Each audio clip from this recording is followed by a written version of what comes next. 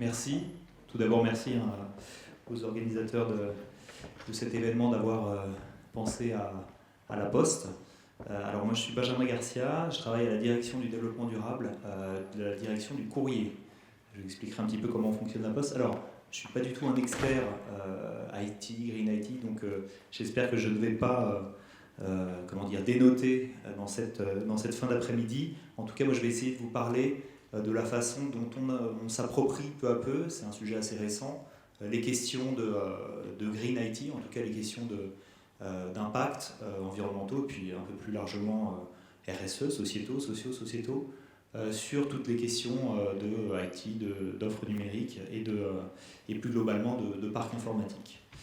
Je vous parlerai d'achat responsable, c'était le thème principal de ma présentation. Mais auparavant, je parlerai aussi de la question des offres numériques, sachant qu'au courrier, nous sommes en train de développer, ça fait quand même plusieurs années, des offres qui ne sont plus seulement papier, mais qui sont numériques. Donc ça peut être hybride, ça peut être 100% numérique. Voilà, je vais vous expliquer ça dans un instant. Alors, quelques éléments de contexte. Je vous disais donc la direction du courrier au sein du groupe La Poste. Le groupe La Poste, je ne vais pas le présenter, c'est 4 business units en fait. Donc la direction du courrier, donc toutes les activités courrier. La direction colis poste, donc toutes les activités colis et express. La banque postale et l'enseigne, ce qu'on appelle l'enseigne, qui est le réseau des bureaux de poste. Donc 4 grandes business units. Une politique RSE, une politique développement durable en place depuis 2003, donc depuis 2004, donc on s'apprête à fêter les 10 ans en début d'année prochaine. Une politique qui est déployée donc dans les métiers, et notamment au sein du courrier, métier auquel j'appartiens. Donc plusieurs enjeux, là non plus je ne vais pas les détailler, mais un enjeu important sur lequel on travaille beaucoup, on s'est fixé des objectifs, c'est l'enjeu CO2, c'est l'enjeu de réduction de nos impacts et nos émissions de gaz à effet de serre. Donc quelques chiffres pour le courrier, on émet chaque année un peu plus de 500 000 tonnes de CO2, donc la moitié des émissions du groupe, principalement liées à nos activités de transport, donc c'est un peu moins de 80% de transport. Voilà, donc je ne sais pas si vous avez des ordres de grandeur en tête, on voyait quelques équivalents CO2 tout à l'heure dans la présentation précédente, donc on est un acteur relativement, on va dire moyen, on n'est pas un émetteur gigantesque comme des pétroliers ou des chimistes, mais on a une responsabilité qu'on se doit de prendre en compte et autant que faire se peut de réduire donc ces émissions. On a donc un objectif de réduction par foyer desservi, c'est l'unité qu'on a pris, qui est de réduire nos émissions donc de 20% entre 2008 et 2015, et on l'a rehaussé à horizon 2018, ça sera 30% entre toujours 2008 et 2018 sur cet indicateur postal qui est les émissions de CO2 par foyer desservi. Alors, pour réduire ces émissions, on met en œuvre beaucoup d'actions. Là aussi, je ne vais pas rentrer dans le détail, beaucoup d'actions sur la réduction de nos consommations d'énergie et de carburant principalement. Donc des actions liées notamment à nos activités de transport. On s'équipe en véhicules électriques, on en a près de 4000 en cette fin d'année 2013. On aura 10 000 véhicules électriques 4 roues en 2015. On a d'autres véhicules innovants, toujours électriques, des quads électriques, des 3 roues électriques qu'on va commander. On développe aussi un certain nombre d'actions d'optimisation logistique, des camions double pont donc qui peuvent emporter 2 fois plus de courrier sur une même liaison, la baisse du recours à l'avion avec la lettre verte par exemple, c'est une lettre prioritaire qui ne prend pas l'avion, donc qui arrive en J+2 au lieu de J+1, voilà, au lieu du lendemain. Et puis, plus globalement, depuis 2012, on est engagé dans une politique de neutralité carbone. On compense la totalité de nos émissions CO2, donc les 502 000. Et dans ces émissions, donc il y a principalement effectivement ces émissions liées au transport, mais aussi des émissions liées au bâtiment et des émissions liées à nos offres. Et donc c'est une nouveauté à nos offres donc physiques et numériques. Voilà. Alors, je vous parlais tout à l'heure de ces offres. Donc on a vu dans les actions de réduction précédentes qu'elles s'appliquent, je dirais, à nos activités traditionnelles de transport. Aujourd'hui, donc, nous avons et nous développons, c'est pas nouveau, mais c'est quand même assez récent, des offres que nous on appelle offres numériques, ou en tout cas offres hybrides. Je ne sais pas si vous êtes client ou si vous connaissez ces offres-là. Donc on a toute une gamme de lettres, donc lettres recommandées électroniques ou lettres en ligne, qui est vraiment l'offre hybride. Donc vous vous connectez sur un site dédié, vous postez vos documents, vous payez en ligne, tout ça est sécurisé, est envoyé dans nos centres d'éditique. Donc il y a toute une partie qui est dématérialisée, on va dire le premier kilomètre, la collecte, et puis toute la partie pré-acheminement qui est dématérialisée. Et puis ça va être édité à un moment dans nos centres, et puis distribué en version papier par le facteur. Donc voilà, c'est pour ça qu'on l'appelle hybride. Donc il y a un petit peu de numérique, un petit peu de physique. On a également une boutique en ligne, un timbre en ligne, vous pouvez imprimer vos timbres, etc. Et puis on a des offres 100% numériques, je dirais, qui sont l'offre Digipost. Donc là, c'est un coffre-fort électronique avec authentification, etc. On a l'offre Contralia. Donc là, c'est une filiale du courrier qui s'appelle Docapost qui développe cette offre, qui s'adresse aux entreprises et qui est une offre de contractualisation en ligne, d'authentification de documents, etc. Donc voilà, donc on a aujourd'hui un éventail d'offres qui est de plus en plus important.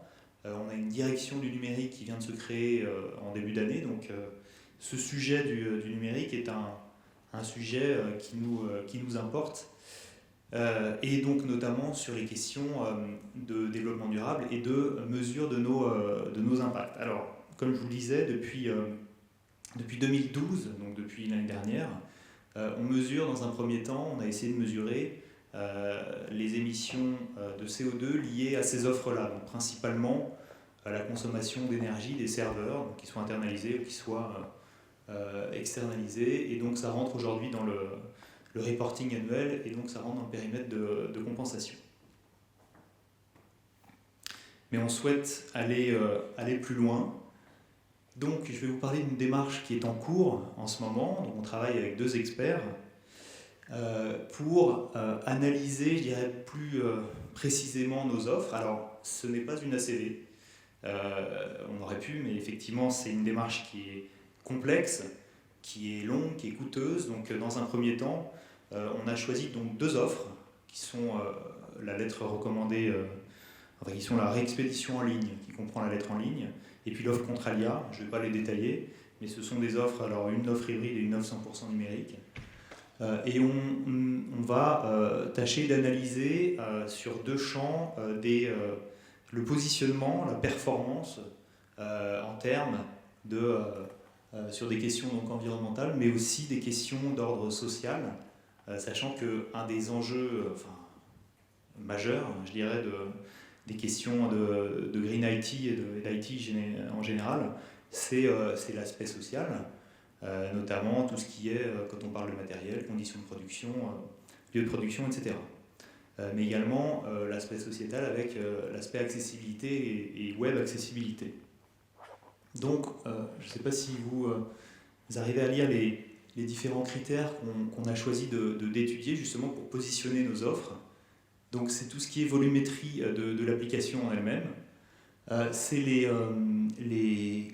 exigences techniques qui sont nécessaires, mais du côté utilisateur. Donc justement, est-ce qu'on a besoin de machines très performantes pour accéder à ces services? C'est toute la question du stockage des données. Donc quelle est la masse à stocker, pour combien de temps? C'est également le niveau de complexité par rapport à l'unité fonctionnelle, complexité d'utilisation du serveur. Alors j'ai pas la traduction exacte en français, mais c'est le taux d'utilisation d'infrastructure. Et puis, dernier point, c'est est-ce que, notamment pour les offres hybrides, quand on a des offres équivalentes équivalente au niveau physique? Est-ce que l'aspect numérique, est-ce que l'offre numérique permet de supprimer des impacts d'un point de vue général? Voilà ce qu'on regarde au niveau environnemental. Au niveau social et accessibilité, on regarde la richesse du site. Est-ce qu'il y a des applications smartphone qui vont avec? Est-ce qu'elles sont accessibles? Est-ce qu'il y a des documents à télécharger en PDF? Est-ce qu'on a besoin d'installer des petits logiciels qui vont avec? La question du développement et de la maintenance également, et de la sous-traitance, est-ce que c'est en France ou dans d'autres pays? Est-ce qu'il y a un besoin d'usage de mail? Et est-ce qu'on a besoin également de documents Word ou Excel? Donc voilà je dirais le panorama qu'on va essayer de déterminer. Et ensuite, on aura un positionnement. Et ce positionnement nous aidera, dans un premier temps, à nous faire déjà une première idée de notre performance, sachant que, comme je vous l'ai dit, là, je dirais, on découvre un petit peu un nouveau sujet. Hein. Donc on va découvrir, on va voir si nos offres sont performantes, peu performantes, si elles sont accessibles. Et puis, du coup, on va pouvoir cibler, je dirais, les premières actions à mettre en place. Donc c'est un premier, je dirais, un premier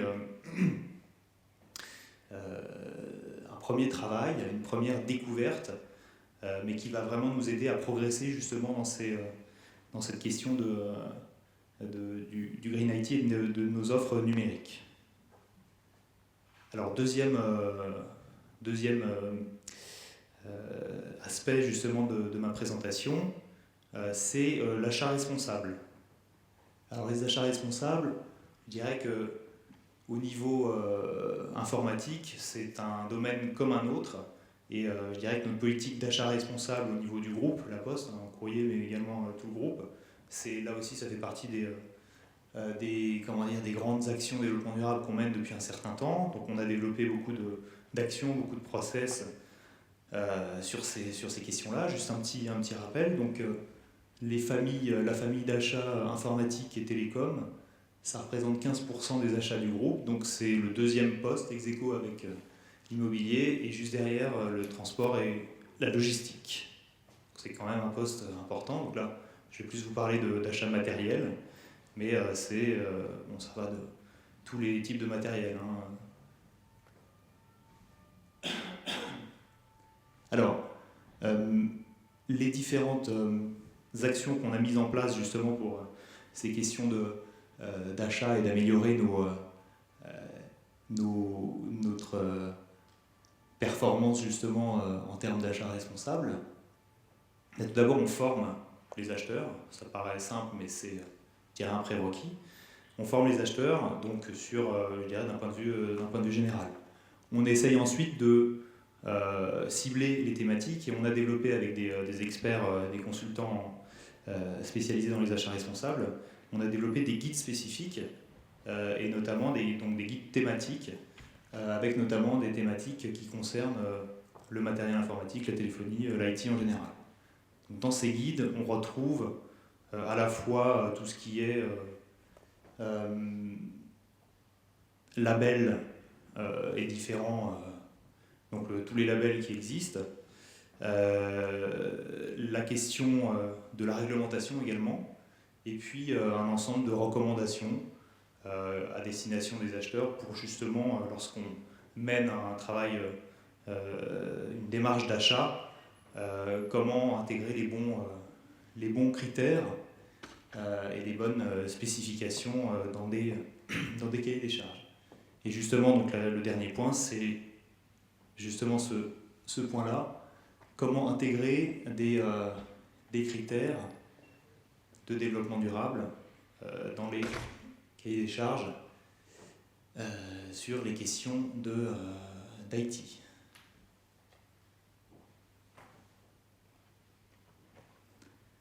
Et donc voilà ce que l'on intègre. Je suis sûr que ça vous parle.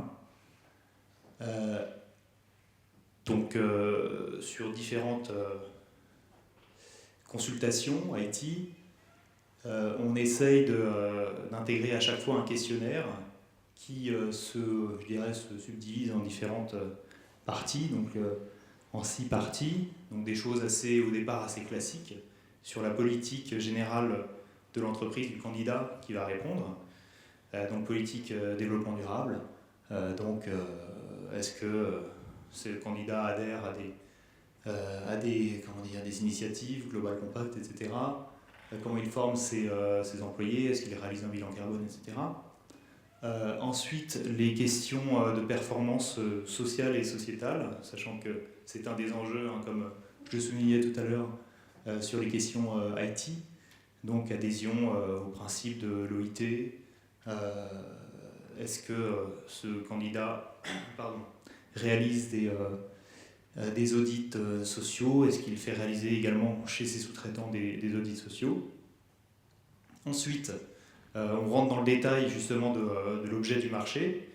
Là, on essaye de savoir quelles sont les démarches qui sont mises en place par ces candidats sur l'objet du marché. Donc si c'est un produit, c'est un appel d'offres pour des constructeurs informatiques. On va essayer donc de décortiquer dans une approche un petit peu cycle de vie, mais simplifiée, les différentes actions ou les différentes démarches qui sont mises en œuvre.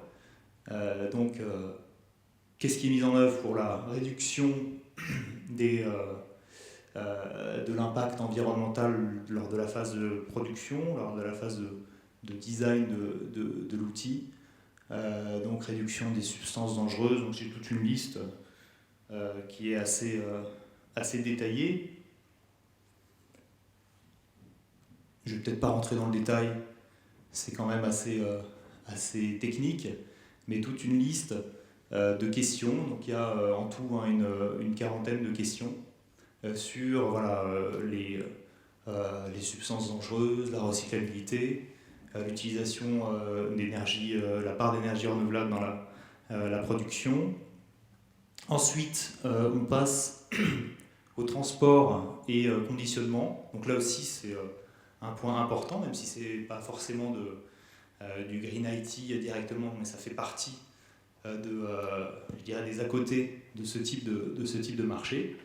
Donc là aussi, les réductions d'emballage, l'interdiction de produits toxiques comme des fongicides, enfin des choses assez techniques là aussi, les actions mises en place sur les transports, l'optimisation des transports, le report modal, etc. Ensuite, on passe à l'utilisation. Et donc là, on va regarder la performance énergétique des produits, donc la consommation d'énergie en phase d'utilisation, en mode veille. Donc on demande précisément les consommations des produits, la performance en termes de bruit aussi, et puis la question de cycle, enfin de durée de vie de l'appareil. Et ensuite, donc, logiquement, comme tout ACV, ça se termine par la fin de vie. Et donc là, on regarde quelles sont là aussi les solutions qui sont proposées par les candidats en termes, alors déjà, de solutions de reprise, de collecte, de valorisation, de recyclage, d'adhésion à des organismes spécialisés, éco-organismes, etc.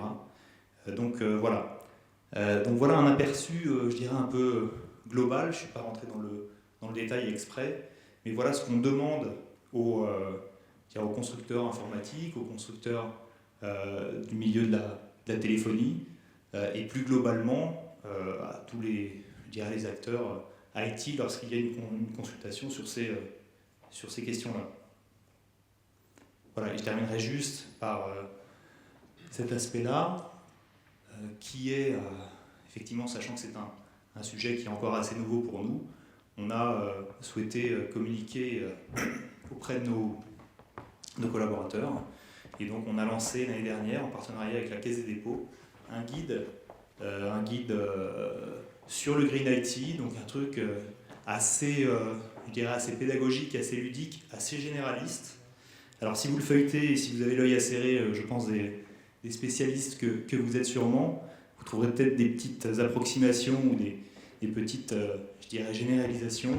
Mais le principe, c'est vraiment de familiariser, de sensibiliser les personnes qui sont principalement néophytes, comme je l'étais, sur ces questions de Green IT, sur la question d'utilisation du poste informatique, d'utilisation des mails, d'achat également. On s'adresse un petit peu à tous les, je dirais, les corps de métier au sein du groupe. Voilà.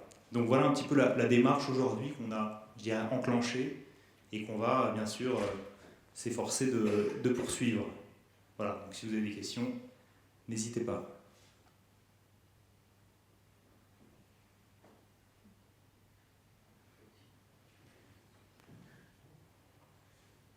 Monsieur. Sur la partie sociale, j'aimerais savoir si vous avez quelques indicateurs, le fait d'intégrer un peu dans vos dispositifs la dimension sociale, ce qui veut dire que vous avez aussi pensé à un certain nombre de publics, donc ceux qui font par exemple des handicapés ou je ne sais pas, qui ont un usage un peu particulier des technologies. Et qu'est-ce que ça impacte en termes justement de consommation? Parce que dès lors qu'on veut servir le maximum des gens de la meilleure des façons possibles, ça veut dire plus d'écoles, plus en tout cas d'éléments. Donc ce qui m'intéresse, c'est de savoir si effectivement vous avez une idée du coût et un peu de l'arbitrage de ce que vous faites entre énergie, consommation d'énergie et bien-être socialement responsable. Bon. Alors, au risque de vous décevoir, malheureusement, on n'en est pas encore là. La démarche que je vous ai présentée, c'est vraiment... Bon, aujourd'hui, les offres existent, en tout cas les offres qu'on analyse. Je dirais les solutions logicielles, elles existent au sein du courrier. Je dirais qu'on va prendre un échantillon, on va les analyser, et ensuite on va en déduire, on va en tirer les conséquences. Les conséquences, ça sera déjà un positionnement de notre performance. Et ensuite, c'est grâce à ce premier travail qu'on pourra ensuite voir quelles sont les possibilités d'amélioration. On n'en est pas encore à arbitrer entre plus de web accessibilité, moins de consommation d'énergie, etc. Je pense qu'on n'en est pas encore là, mais c'est un premier pas. Et je pense qu'après, oui, ça sera des questions qui se poseront. Voilà. Mais en tout cas, peut-être pour répondre à la première partie de votre question, la partie que j'ai dénommée sociale, donc c'est plus sociétal, et c'est vrai qu'on est plus sur la question de la web accessibilité, et notamment de l'accessibilité aussi, accessibilité donc, selon différents handicaps, notamment l'accessibilité pour les personnes non-voyantes, donc avec tout un travail justement d'accessibilité, enfin de vérification, notamment du référentiel RG2A, enfin des choses comme ça. Voilà. Oui.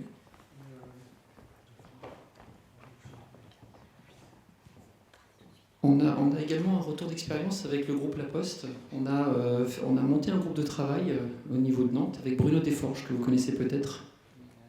Alors on est nombreux à La Poste, mais oui, ça me dit quelque chose. C'est la DSI centrale. Oui, c'est ça. Donc ils gèrent 400 millions d'euros d'achats par an, hein, matériel, logiciel, télécom, etc., prestations de services. Et on a monté un groupe de travail justement à partir effectivement de ces guides que vous avez énoncés, pour essayer de voir comment ça pouvait se traduire, non plus au niveau on va dire de la société ou en macro sur le matériel, enfin même s'il y a des parties techniques sur le matériel, pour voir qu'est-ce que c'est qu'un matériel éco-responsable et ça se traduise finalement en critères d'évaluation, ainsi que sur les logiciels. Qu'est-ce que c'est finalement qu'une prestation de service éco-responsable, en essayant d'avoir une démarche, on va dire, sur 15 critères, pour que ce ne soit pas trop lourd non plus, parce qu'on s'est aussi posé la question de tous ceux qui devaient répondre aux appels d'offres. C'est aussi une des problématiques. Les grosses sociétés, ils ont des armadas de personnes qui peuvent répondre à ce genre de sujet, alors que les petites structures, du coup, sont freinées pour répondre à 40 questions sur le développement durable. En tout cas, ne sont pas aussi armées que les plus grosses. Donc c'était aussi un besoin, finalement, d'être le plus juste possible par rapport aux différents soumissionnaires, en fait. Le retour d'expérience qu'il a, c'est qu'il a intégré ce type de questionnaire dans un appel à candidature, plutôt pour du référencement, sur lequel il a fait jouer la note à hauteur de 40%. dans la partie. Et il a vu un vrai retour avec des gens qui étaient motivés pour répondre et des gens qui finalement pouvaient faire la différence avec ce type finalement de questionnement, hein, et apparemment avec un très bon retour. Il y a eu aussi beaucoup de monde autour de ce groupe de travail. Il y avait à peu près une vingtaine de personnes dans ce groupe de travail pour finalement créer ces questionnaires et qui derrière sont en mode open source, hein, c'est-à-dire que tout le monde peut les utiliser. Ma question, c'est plutôt de dire, est-ce que La Poste et d'autres gros acheteurs, puisque vous faites partie finalement des gros acheteurs informatiques nationaux, est-ce que vous n'avez pas aussi un rôle à jouer au-delà finalement de l'intérêt particulier de chaque société, de promouvoir l'achat éco-responsable au niveau national et d'avoir, pourquoi pas, de créer un label de l'achat éco-responsable dans le domaine de l'IT pour favoriser ce type de passage à l'action finalement et d'intégrer ces critères dans plus d'appels d'offres. Alors effectivement, alors, je ne sais pas si c'est à La Poste de créer un label, parce que, mais effectivement l'idée du label est... Oui, non, mais ça peut être... après, le problème c'est que si ça reste un label interne, il y a peu de possibilités de déploiement, mais effectivement la question des achats responsables, des IT responsables, effectivement, alors je vous en ai donné un petit aperçu. Alors effectivement, La Poste, je vous présentais rapidement les différents métiers. Vous me parlez donc d'une initiative qui a lieu à la DSI centrale, donc qui est corporate au niveau du groupe. Moi, je vous parle d'exemples au niveau du courrier. Donc effectivement, il y a beaucoup d'initiatives qui se mènent. Alors vous parliez d'une note assez élevée. Nous, pour l'instant, les critères que je vous ai présentés, on tourne autour de 15%. Donc c'est encore, je dirais, un élément qui n'est pas l'élément prioritaire, mais ça peut faire la différence, et surtout lorsqu'on voit parfois vraiment les grandes différences en termes de réponse. Il y a un petit peu de tout. Je pense que c'est, à mon avis, à mon humble avis, sûrement en généralisant ce type de démarche, je dirais qu'on n'est pas les seuls à le faire. Je pense que Page Jaune également est sur la même longueur d'onde. Et toute démarche toute entreprise qui a mis en place une politique d'achat responsable se doit, si les postes IT sont importants, se doit de l'appliquer sur ces thématiques-là aussi. Donc c'est comme ça, à mon avis, c'est en demandant et en continuant et en formalisant tout ça, en demandant de plus en plus et de plus en plus fréquemment et de plus en plus naturellement ce genre de critères, que l'on va, je pense, réussir à entraîner une démarche vertueuse. C'est le principe de l'achat responsable. Nous-mêmes, on est de plus en plus, en tant que fournisseurs, challengés lorsqu'on répond à des appels d'offres sur toute notre politique développement durable en général, tout ce qu'on met en place justement pour réduire nos impacts.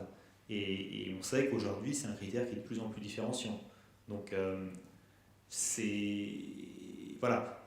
Encore une fois, je pense que sur cette question-là, on est encore sur l'expertise IT responsable. On est encore, je ne vais pas dire novice, puisque ça fait quand même plusieurs années qu'il y a des groupes de travail et qu'il y a aujourd'hui des personnes qui commencent à avoir vraiment beaucoup d'expertise. Mais c'est encore un sujet nouveau. Mais oui, si on arrive demain à le maîtriser aussi bien que l'on maîtrise toutes nos questions de transport ou d'activité, je dirais, historique, oui, tout à fait. Je pense qu'on pourra avoir peut-être un poids important, sachant qu'on a effectivement un gros volume d'achats, aussi bien informatique que logiciel, etc.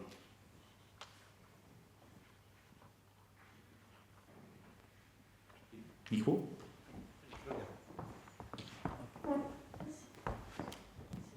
Bonjour, j'avais deux questions pour vous. C'est oui.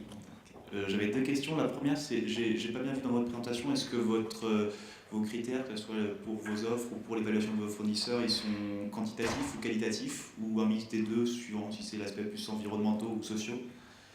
Et j'avais une deuxième question, alors je ne sais pas si vous préfériez répondre maintenant. Non, allez-y. Okay. J'avais une deuxième question, là qui était un peu plus personnelle, c'est donc j'ai été, il n'y a pas si longtemps que ça, j'ai été facteur aussi, donc j'ai pu me rendre compte du rôle social que pouvait avoir le facteur et de l'importance pour certaines personnes que ça pouvait avoir. Et je me demandais si vous intégrez dans vos élaborations d'offres numériques un critère qui dise attention, mettons un point de vigilance, si on développe cette offre, on va empiéter sur un autre service réalisé par le facteur, et donc du coup ça pourrait être une action qui pourrait amener à faire disparaître une charge de travail des facteurs, voire disparaître des facteurs, ce qui arrive dans beaucoup de petits centres courriers de France et de Navarre. Voilà. Alors, la première question, d'abord, qui à mon avis ira plus vite que la seconde. Donc oui, vous parliez de cette grille. On a tout ce qui est en rapport avec l'offre, donc les 4 derniers, dans les 5 dernières lignes, c'est du quantitatif. Le premier, c'est un aperçu qualitatif. Donc ça, c'est la critère de notation donc des fournisseurs dans la démarche d'achat. Et la démarche dont je vous parlais auparavant sur nos offres, là, on est beaucoup plus dans le qualitatif, mais c'est une démarche donc, qui est en cours. Et qui est vraiment, encore une fois, pour savoir où on en est. Donc là, on aura très peu de données chiffrées. On sera beaucoup plus sur du qualitatif. Même sur certains indicateurs environnementaux le CO2 les indicateurs, après, ça sera peut-être à nous de les créer, et en tout cas de les identifier. Pour l'instant, en tout cas aujourd'hui, on n'a aucun suivi. Mais j'entendais parler tout à l'heure d'indicateurs de, je crois, c'est kilowattheures par transaction dans un site marchand. Pourquoi pas ? Ça peut être tout à fait intéressant pour nous, en tout cas pour ces offres-là. Alors pour la deuxième question, effectivement, est-ce que les offres numériques qui peut-être demain supplanteront totalement certaines offres, est-ce qu'il y a un risque effectivement de suppression d'activité du facteur ? Alors c'est un grand sujet, le sujet de la dématérialisation, le sujet du papier versus numérique, etc. Donc nous on est en première ligne. Alors effectivement on a une baisse du courrier, ça c'est sûr, une baisse de 6% par an aujourd'hui, donc c'est important. Et ça je dirais c'est une tendance qui est lourde et qui, quoi qu'il arrive, va continuer, en tout cas pour les prochaines années. Donc il y a, je dirais, des activités qui vont baisser, notamment l'activité du facteur qui est en bout de ligne. Mais justement, en tout cas, ce qui est en train de se passer au niveau stratégique, et c'est aujourd'hui déjà le cas dans pas mal d'endroits en France, il y a beaucoup d'expérimentations, puis on essaye de généraliser tout ça, c'est comment faire pour que le numérique, justement, puisse être un vecteur de nouvelles activités, de nouveaux services et même de nouvelles offres pour le courrier et notamment pour le facteur qui est toujours lui en contact avec les gens. Donc il y a plein de choses qu'on peut développer là-dessus. Il y a beaucoup de gens qui réfléchissent à tout ce qui est économie collaborative, comment la Poste peut être un acteur justement de la proximité là-dessus. Comment le facteur aussi, demain en étant équipé de terminaux téléphoniques, donc il y a un programme à grande échelle d'équipement de tous les facteurs en smartphone, mais smartphones qui auront des applications spécifiques pour la Poste, donc par exemple signer un recommandé, mais plein d'autres choses. Donc ça peut être aussi des nouvelles activités. Donc une chose est sûre, c'est que tant qu'il y a du courrier, entre guillemets, même s'il y a moins de lettres, les tournées ont toujours lieu. Donc le facteur, même si sa sacoche est moins lourde, il va continuer. Alors lorsqu'on réorganise les tournées, ça change un petit peu, mais le facteur va continuer à aller en tournée, à partir en tournée. Donc il va continuer à être en contact avec les gens, avec les entreprises, avec les particuliers.